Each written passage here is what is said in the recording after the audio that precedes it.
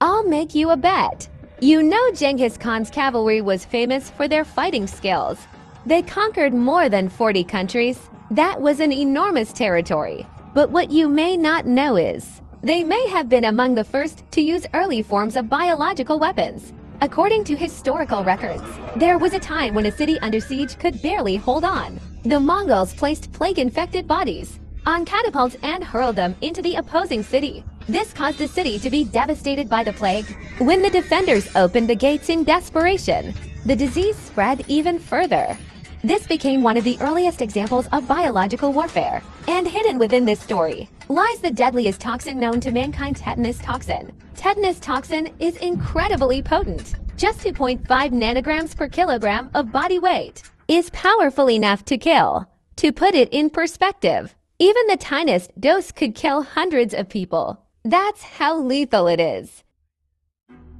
Infected people first clench their teeth tightly, almost as if their mouth were sealed shut with cement. Then the muscles in the face begin to spasm, producing a strange, twisted smile. Then the body arches backward uncontrollably. The waist bends upward as if lifted by a jack. The whole body takes on the bizarre shape of an arch bridge. Patients may experience severe difficulty breathing. Their face may turn pale or bluish. They often die fully conscious and in great pain. The bad news is that even with medical intervention, tetanus remains extremely deadly. The mortality rate is approaching 100%. But even with treatment, even with aggressive combination therapy, the fatality rate for critical patients is still around 50%. So we have to ask ourselves, if we get a cut or wound, should we get a tetanus shot or not? Rust on a legendary tetanus blade. Is it really the source of evil? Once infected with tetanus, how long before symptoms appear? How can we prevent it? What about treatment and coping? To figure this out, let me first thank you for your support. Researching medical literature is not easy, and editing and reviewing takes a lot of effort. Your support is our greatest motivation to keep going. So, without further delay, let's uncover the truth about tetanus together. As the saying goes, even the greatest warrior fears the kitchen knife. But what kind of knife are we talking about here? A butcher's knife. And even scarier than an ordinary knife is a rusty one. In folklore, it's said that such a blade can break through all defenses. It was described as a blade that could cut through anything. A single cut could send you to the ancestors. So what about rust? It's more than enough to cause tetanus. But is rust itself really the cause? In fact, the answer lies in the details. Tetanus is related to open wounds and exposure. Cuts and injuries mean trauma to the body, like a deep cut. The wind in ancient texts didn't mean natural wind, but referred to so-called evil winds or harmful forces. In ancient times, this was called wind evil. Today, we know the real culprit is a pathogen. The bacterium that causes tetanus is called Clostridium tetani. It is commonly found in soil and in the feces of humans and animals. So even a brand new kitchen knife, if it touches soil or feces, could earn the name tetanus blade. Why is that?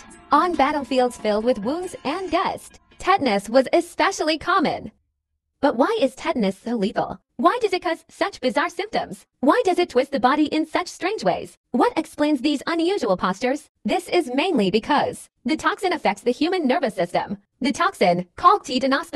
This toxin blocks GABA, the chemical in your brain that normally helps calm your nerves, preventing the release of inhibitory neurotransmitters like gamma-aminobutyric acid. This makes the muscles unable to relax, causing sustained, rigid contractions. It triggers extremely painful muscle cramps. Simply put, it's a severe cramp, longer, more painful, and more violent than normal cramps. And unlike ordinary leg cramps, these spasms can affect the entire body. They often last from beginning to end without relief. The first sign is cramping of the jaw muscles. This causes difficulty opening the mouth, with teeth tightly clenched. The facial muscles cramp, creating a strange, twisted smile. Eventually, as the strong back muscles contract, the body bends into a severe arch. The head and feet pull back to form a rigid arch.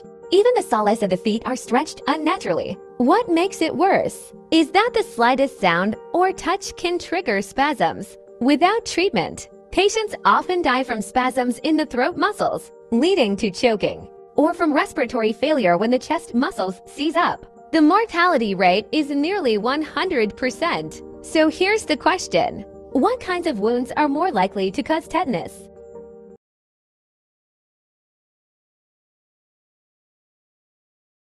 First, dirty wounds, because the bacteria that cause tetanus live in soil and in feces. So if you're injured outdoors or your wound is exposed to these contaminants, the risk of infection goes up. The second type is deep wounds.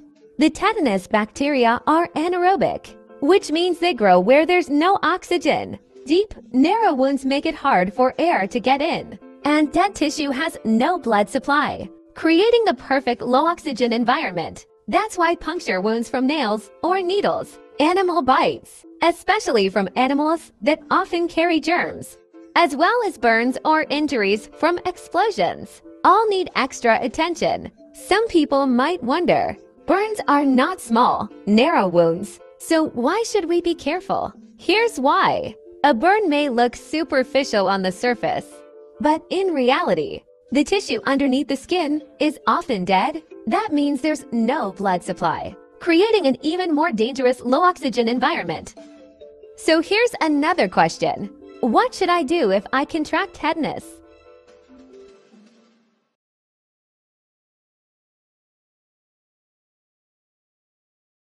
Back in 1889, bacteriological studies were led by Kitazado Shibasaburo. He managed to isolate the tetanus bacteria for the first time in history. This was a breakthrough discovery. The following year, Bering and Kitazado formed a team.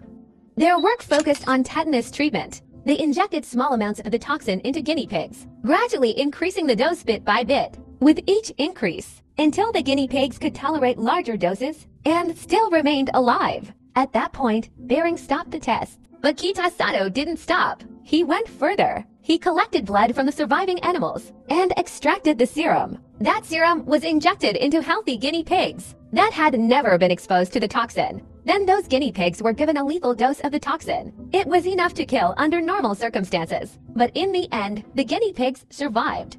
This discovery excited Bering greatly. He named these protective substances antitoxins. On December 4, 1890, the two scientists jointly published an article titled "On the Immune Mechanisms of Animals Against Toxins." This laid the foundation for serum therapy, opening up a new path in medical science. It was groundbreaking.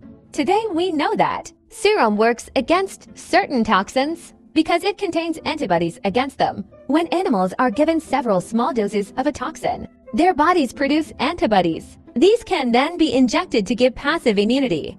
This was used to fight tetanus, diphtheria, snake venom, and even rabies. It became a useful medical weapon. But which animals were best to make the serum? Mice and rabbits weren't good candidates because they were too small and weak. For larger needs, horses became the main choice. Why? When making tetanus immunoglobulin, there are two types, horse serum and human serum. The difference is horse serum is cheaper, but has a higher allergy risk. So doctors do a skin test before using it. Human serum is safer and doesn't require a skin test, but it's also more expensive. A single shot can cost hundreds of dollars, while horse serum costs much less. But it's important to remember, whether it's horse or human serum, it only neutralizes toxins not yet bound to nerve cells. Once bound, the toxin can't be undone. That's why earlier treatment is always better. It reduces the damage to the body. The incubation period for tetanus is usually 3 to 21 days.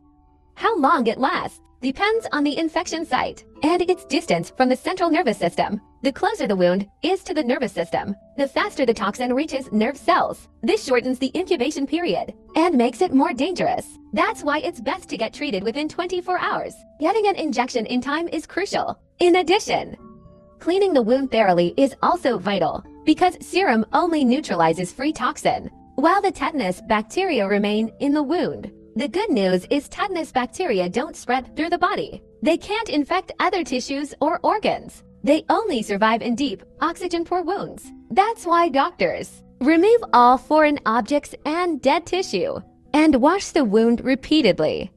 If needed, they'll also prescribe antibiotics. These drugs help stop infection. However, Once tetanus has reached the nervous system, the tetanus toxin has no quick cure. The only way to fight it is through the body's immune system. Can take weeks to months. Doctors treat based on each patient's condition, using mainly supportive care. For example, patients may be kept in a dark, quiet room to avoid triggering spasms. Doctors may also use sedatives and muscle relaxants to ease painful spasms. In severe cases, mechanical ventilation may be needed to help with breathing. With continuous improvement in treatment methods, the fatality rate of tetanus has dropped from nearly 100% to about 10% today. However, the damage it causes is still tragic.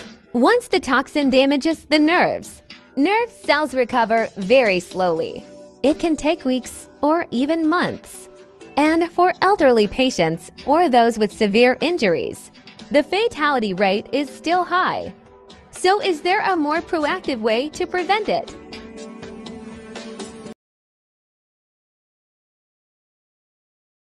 Before the 1950s, tetanus was a leading cause of newborn deaths in China. One reason was that unsterilized cloth tools were used to cut the umbilical cord. Sometimes the cloth itself contaminated the umbilical cord. This led to many cases of neonatal tetanus. After the 1950s, China trained 800,000 traditional birth attendants through new training programs. They were taught safe delivery practices and hygiene measures. With growing awareness of disinfection and sterilization, safer birthing practices spread. As a result, cases of neonatal tetanus dropped dramatically. The incidence was greatly reduced. By 1978, the DPT vaccine was added to the National Immunization Program. It became part of every child's basic vaccination. DPT protects against whooping cough, diphtheria, and tetanus. These three diseases were once very deadly for children. The fatality rate used to be very high. After completing the DPT vaccination, the body builds long-term protection against three diseases: diphtheria, whooping cough, and tetanus. On November 1st, 2012, China officially announced that maternal and neonatal tetanus had been eliminated. But here's the question. If we've already been vaccinated, why should we still worry about tetanus? The reason is simple. Antibodies are like love. They don't last forever. After completing the 3-shot immunization series, the protection usually lasts about 5 to 10 years. For certain high-risk groups, such as soldiers, police officers, construction workers, outdoor laborers, or outdoor enthusiasts, a booster shot is recommended every 5 to 10 years to keep immunity strong. Getting regular tetanus shots helps high-risk groups avoid infections. Otherwise, they may need shots after nearly every injury. This is called passive immunization. Regular vaccination saves medical costs and more effectively prevents tetanus itself. In China, most cases are found in rural areas among migrant workers and students. Migrant workers, along with students, make up over 80% of cases. This is closely tied to lack of awareness and poor health education. So once again, let's be clear. If you face high-risk factors or are unsure about your vaccination history, please seek medical attention promptly if needed. Don't ignore symptoms. And for those who stepped on a nail years ago and are still worried about it, you can put your mind at ease. If it's been years with no symptoms, the danger has already passed. I hope this video is helpful to everyone. Learn more, because tetanus is a disease that should be taken seriously without panic, but also without neglect. That's all for this episode. If you found it useful, or if it helped you even a little, please consider following us. That way, you can learn more about health and medical knowledge.